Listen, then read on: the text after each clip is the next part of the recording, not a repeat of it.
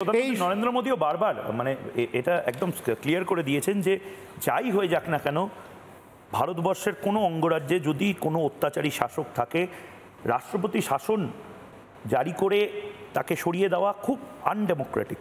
শুভম, এখানে একটা জিনিস মাথায় রাখতে হবে, খুব সোজা না গণতান্ত্রিক দেশে ভারতবর্ষের মতো বাক স্বাধীনতার ব্যক্তি স্বাধীনতার কথা বলা, দেখাতে গেলে কমিউনিস্ট দেশে দাঁড়িয়ে ব্যক্তি স্বাধীনতার বাক স্বাধীনতার লেকচার দিই। আমি কমিউনিস্টকেই আগামী 3 মিনিট সময় কমিউনিস্ট নেতা শুভম ব্যানার্জিকে আগামী 3 মিনিট সময় দিতে চাই। শুভম ব্যানার্জি, আমি আবারও বলছি, শুভম ব্যানার্জি বা বামফ্রন্ট যদি আমি বলি সিপিআইএনএফ বামফ্রন্টের এমপিও কিন্তু এই অল পার্টি ডেলিগেশনে গেছে এবং অদ্ভুতভাবে যে ভাষায় অভিষেক ব্যানার্জি কথা বলছেন, জন ব্রিটিশ যে ভাষায় কথা বলছেন সে ভাষাতেই নরেন্দ্র মোদী এবং আসাদুদ্দিন ওয়েসি কথা বলছে। এটাই তো আমরা চাইছিলাম, সেম পেজে সবাই থাকবে। এর পরবর্তী টার্গেট ইউনিফর্ম সিভিল কোড, এর পরবর্তী টার্গেট ভারতবর্ষকে সত্যি মানে কোনো আলাদা করে ওই একটু জায়গা একটু বিশেষ সম্প্রদায়ের লোকজনকে দিয়ে দেওয়া, একটা অন্য পতাকা কাশ্মীরে লাগিয়ে দেওয়া, এইসব হবে না। নতুন ভারতে স্বাগত শুভম। 3 মিনিট সময় তোমার নতুন ভারতে। 65 যুদ্ধ হোক বা 71-এর যুদ্ধ হোক বা 99, এর আগে ভারতের জয়ের পরে কোনো সরকারকেই এইভাবে দেশের সেনাবাহিনীর বীরত্বকে আন্ডারমাইন করে ব্যক্তি প্রধানমন্ত্রীর জয় বা শাসক দলের জয় হিসেবে এই নির্লজ্জ প্রচার করে বেড়াতে আমরা দেখিনি। আমাদের দেশের সেনাবাহিনী লড়াই করে বুকে দেশপ্রেম নিয়ে, মোদী প্রেম বা বিজেপি প্রেম নিয়ে নয়। যদি এই জিনিস চলতে থাকে তাহলে আগামী দিনে দেশের সেনাবাহিনীর মধ্যে প্রবল অসন্তোষ জমা হতে বাধ্য। দ্বিতীয়ত, আজকে এই মোদীর জমানায় যে বিরোধী দলের নেতৃত্ব, যে বিরোধী দলের কর্মীরা সব থেকে বেশি আক্রান্ত, আজকে দেশের এই নরেন্দ্র মোদীর নেতৃত্বে কূটনীতি কতটা ব্যাপকভাবে ব্যর্থ হয়েছে বলে আজকে সমস্ত বিরোধী দল থেকে প্রতিনিধিত্ব করে আজকে গোটা বিশ্বে টিম পাঠাতে হচ্ছে। আজকে এই গত 5 বছরে আমরা দেখেছি আমাদের দেশে রেলওয়ে দুর্ঘটনার সংখ্যা 200 পার হয়ে গেছে। 351-র বেশি নিরপরাধ মানুষ নির্মমভাবে মারা গেছে দুর্ঘটনায় এবং 2000-এর ওপর মানুষ গুরুতরভাবে আহত। রেল দপ্তর আজকে ব্যর্থ, তা বারবার এই বিগত দিনে প্রমাণ হয়েছে। এবং আজকে আমাদের দেশের মানুষ ট্রেনে চাপতে যে পরিমাণে ভয় পাচ্ছে, যে পরিমাণে আতঙ্কিত, তা আমরা আগে কোনোদিন দেখিনি। আজকে উচ্চশিক্ষায় সমস্ত ফেলোশিপ ময়ূকদা ডান দিকের জন্য একরকম ব্যবহার, বাঁ দিকের জন্য আরেক রকম ব্যবহার করলে হবে না।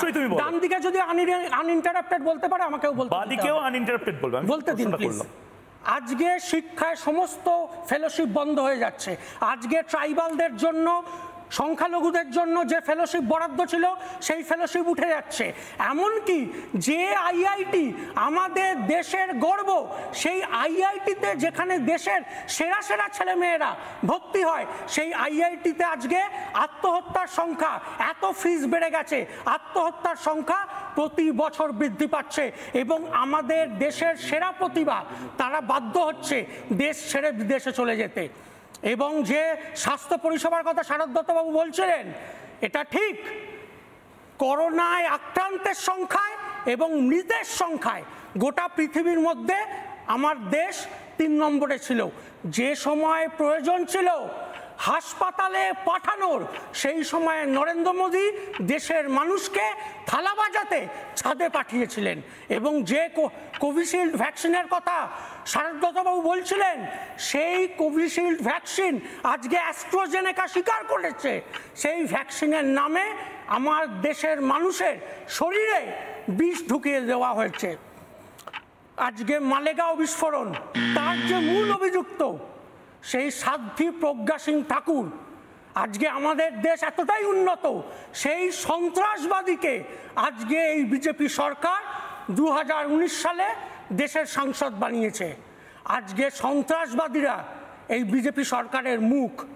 আজকে এই নতুন ভারতে আমরা দেখেছি যে কথা উনি বলছিলেন, গুজরাটের নীলেশ একজন দলিত মানুষ, তিনি কেন উচ্চবর্ণের দোকানদারের ছেলেকে বেটা বলে সম্বোধন করেছেন, তার জন্য তাকে পিটিয়ে মারা হয়েছে। আজকে আমাদের দেশে আদিবাসী এবং দলিত মানুষকে পিটিয়ে মারার ঘটনায় আমাদের দেশ আজকে 1 নম্বরে।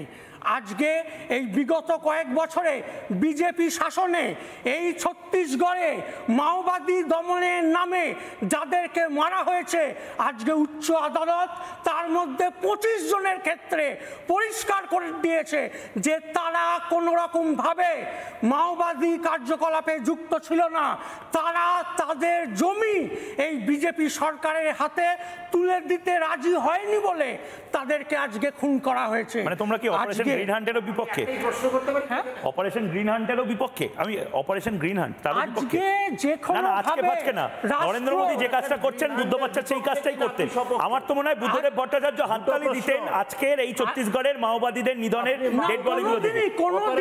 আরে অবশ্যই আমাদের প্রাক্তন মুখ্যমন্ত্রীর গাড়ি উড়িয়ে দেওয়ার চেষ্টা করেছিল এই মাওবাদীরা। গণহত্যা চালানোকে একমাত্র এই বিজেপির মতো দলই সমর্থন করতে পারে। যদি লোকজন মারা যায় সেটা গণহত্যা নয়, সমর্থন করতে পারে। আমি একটা কথা বলছি, সেটা কি মাওবাদীরা যখন এসে মারে সেটা কি সেটা গণহত্যা নয়? যখন একের পর এক লোককে মাওবাদীরা মানে তখন সেটা নয়। আপনি সংবিধান মানেন না? একটাই প্রশ্ন করব, আপনি সংবিধান মানেন না? প্রশ্নটা করতে দিন, আপনারা সংবিধান প্রশ্নটা করতে দিন। আমি পড়ে আছি। আচ্ছা আমি বলে দিই, মারা যাবে না, মাওবাদ বলতে দিন আমাকে। না, মাওবাদীদের নিয়ে বেশি একটা নষ্ট করব না।